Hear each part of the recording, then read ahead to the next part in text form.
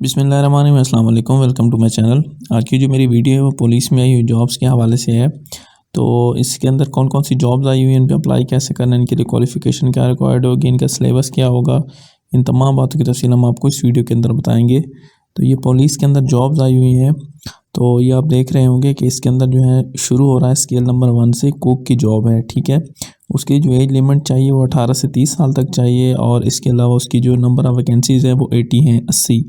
और इसके अलावा जहाँ पे भर्तियाँ होंगी, मतलब जहाँ पे पोस्टिंग होगी, वो है सेंट्रल पुलिस ऑफिस पंजाब है, स्पेशल प्रोटेक्शन यूनिट है, headquarter Punjab Lahore, special branch headquarter Punjab. ये मुख्तलिफ जो है यहाँ पे पुलिस स्टेशन वगैरह, ये जो मुतलका इनका हेडक्वार्टर है वो यहाँ पे दिए गए हैं कि आपकी पोस्टिंग कहाँ पे होगी।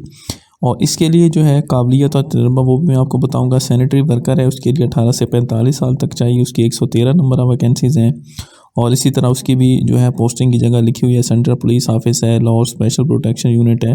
तकरीबन पहले वाले ये सेम जहाँ पे कुक की जॉब है। इसी तरह से माली की जॉब है, उसके लिए भी एज लिमिट सेम है।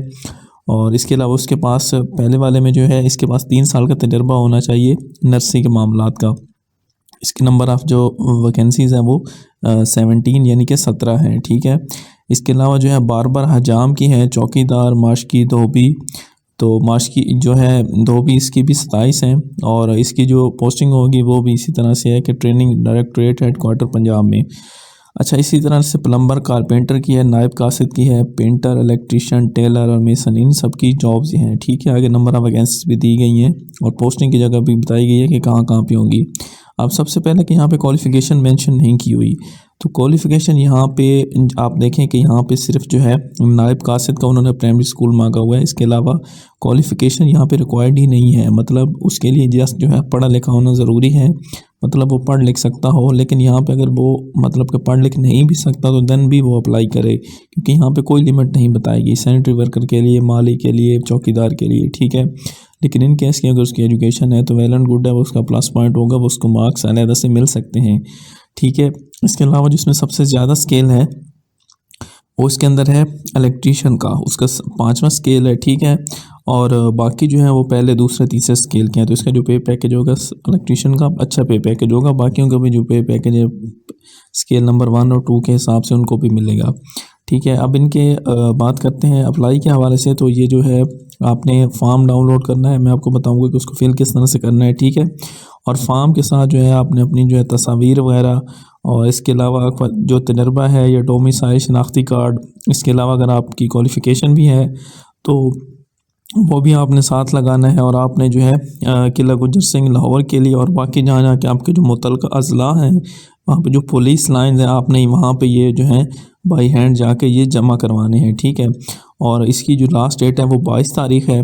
और इसके अलावा जो है साथ इसकी 200 रुपये फ़ीस भी है।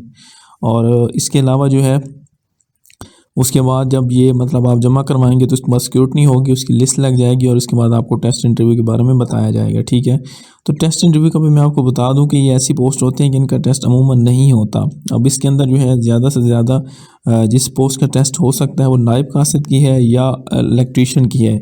इसके अलावा बाकी जो पोस्ट हैं उसका ऑलमोस्ट टेस्ट नहीं होगा, उसका जस्ट इंटरव्यू होगा। अब इंटरव्यू के अंदर वो आपसे आपके मुतल्लिक़ा काम से मुतल्लिक़ पूछेंगे। अब जैसे कुक का काम है, या आप कह लें कि इसके अंदर प्लम्बर का काम है, कारपेंटर का काम है, तो उससे मुतल्लिक़ा वो सवाल पूछ सकते हैं। मतलब उनको आइडिया हो जाएगा कि जो आपका एक्सपीरियंस है वो रेलिवेंट भी है या आपने कोई फेक या इस तरह का तो नहीं बनाया हुआ। मकसद उनका ये होता है कि इनको काम आता है या नहीं आता। या इलेक्ट्रीशियन के बारे में वो सवाल पूछ सकते हैं, टेलर, मतलब जिसने काम किया होगा उसको ज़ाहिर बात है कि काम का नॉलेज होगा कि किस तरह से किया जाता है, ठीक है।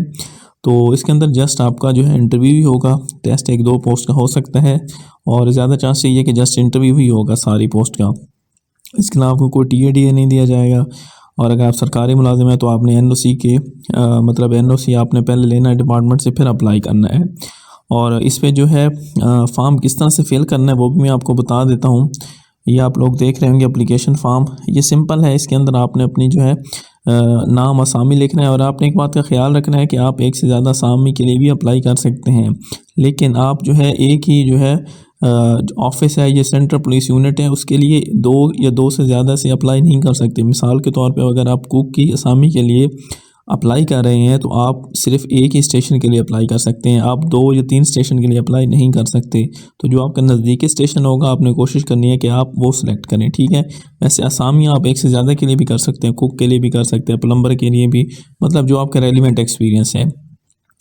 तो फॉर्म इस तरह से फिल करना है कि नाम असामी आपने लिखनी है, ठीक है, जहाँ पे अप्लाई करना चाहते हैं वो लिखनी है।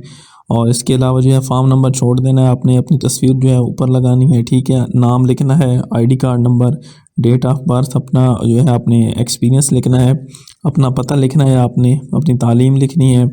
और इसके अलावा एनओसी अगर है आपका तो वो आपने साथ लगाना है।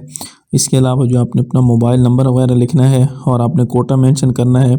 और इसके अंदर जो है किस कोटे के अंदर है, इसके अंदर ख़वातीन भी अप्लाई कर सकती हैं, ठीक है। 15% कोटा जो है ख़वातीन के लिए भी है, मिनॉरिटीज़ के लिए भी है और माजूरों के लिए भी है, तो इसके अंदर सारे ही अप्लाई कर सकते हैं, ठीक है। और इसके अलावा अगर आपके कोई वालिद वालदा या कोई पुलिस में मुलाजिम है तो वो आपने लिखना है कि किस पोस्ट पे हैं, तो इसके आपको अलग से मार्क्स मिलेंगे। और इसके अलावा अगर रिटायर हैं तो भी आपने लिखना है, ठीक है। और अगर आपने माजूर हैं तो आपने जो है सर्टिफिकेट वगैरह साथ लगाना है, ठीक है। नीचे आपने अपने साइन करने हैं और अंगूठे का निशान लगा देना है।